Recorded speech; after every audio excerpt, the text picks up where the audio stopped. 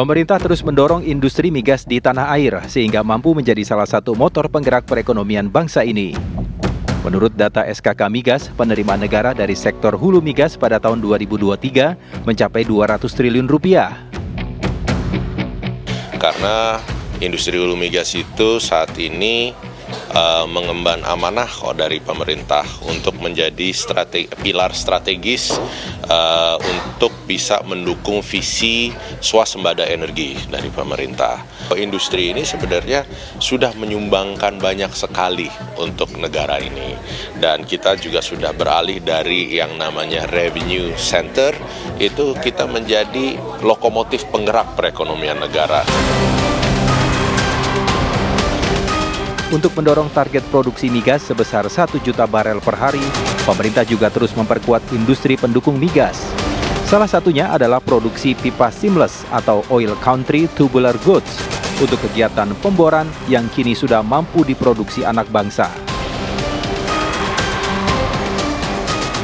Saudara-saudara sekalian, baru minggu lalu saya mendapat kehormatan meresmikan produksi perdana lapangan minyak forel dan terubuk di Kepulauan Natuna.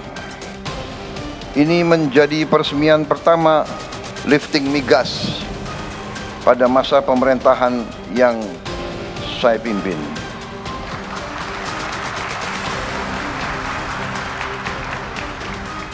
Lapangan ini menghasilkan tambahan 20.000 barel minyak per hari dan 60 juta standar kaki kubik gas per hari.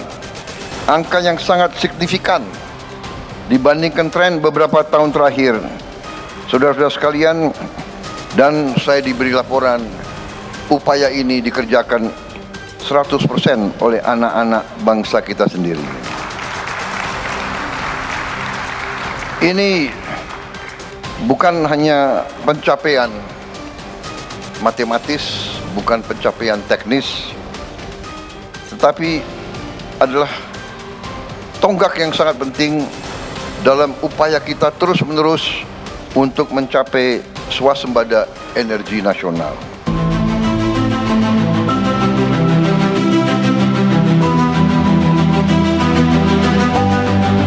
Indonesia terus melangkah menuju masa depan energi yang berkelanjutan. Langkah besar itu kini diwujudkan melalui pembangkit energi terbarukan di 15 provinsi. Ini adalah bentuk nyata komitmen pemerintah dalam mencapai net zero emission 2060.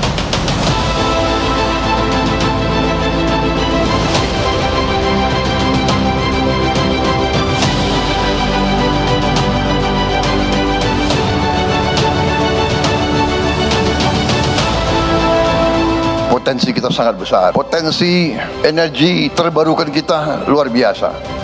Geotermal kita luar biasa. Potensi kita energi hidro sangat besar. Energi dari angin, energi dari gelombang ternyata sangat besar.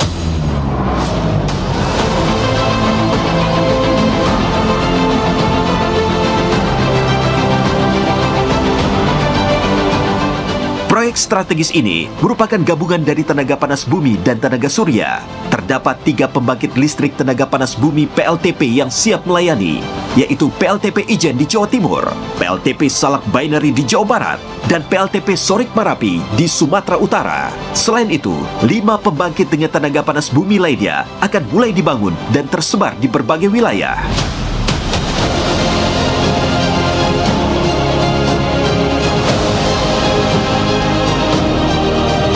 Indonesia menjadi negara yang memiliki potensi geotermal terbesar di dunia sebesar 40% atau setara dengan 24 gigawatt. Saat ini kapasitas dari pembangkit listrik panas bumi di Indonesia mencapai 2,6 gigawatt.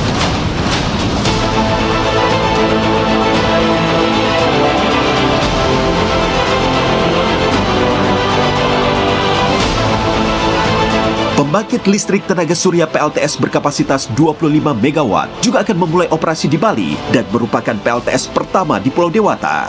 Sementara itu, 46 PLTS lainnya menghadirkan keadilan energi dengan melistriki masyarakat di daerah terpencil. sebuah tonggak penting lain juga kembali terwujud di sektor migas.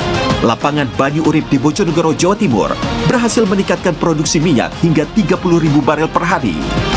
Dengan tambahan ini, Blok Cepu akan menghasilkan 170.000 hingga 180.000 barel per hari pada tahun 2025.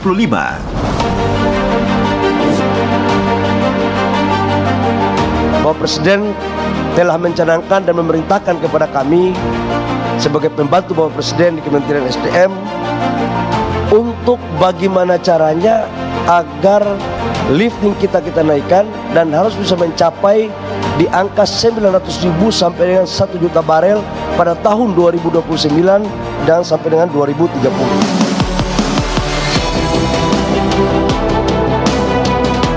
Kontribusi ini semakin memperkuat peran Blok Cepu sebagai salah satu tulang punggung energi nasional yang menyumbang lebih dari 25% total produksi minyak Indonesia. Proyek peningkatan lifting minyak di Banyu Urip mencakup pengeboran 7 sumur baru dengan menggunakan rig canggih buatan dalam negeri.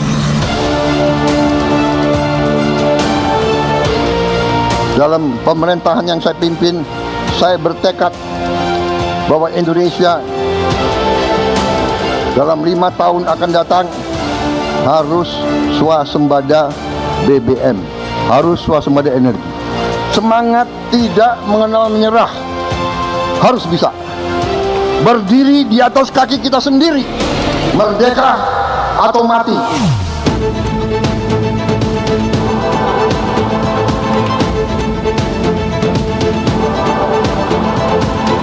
Menuju ketahanan dan kedaulatan energi yang berkelanjutan.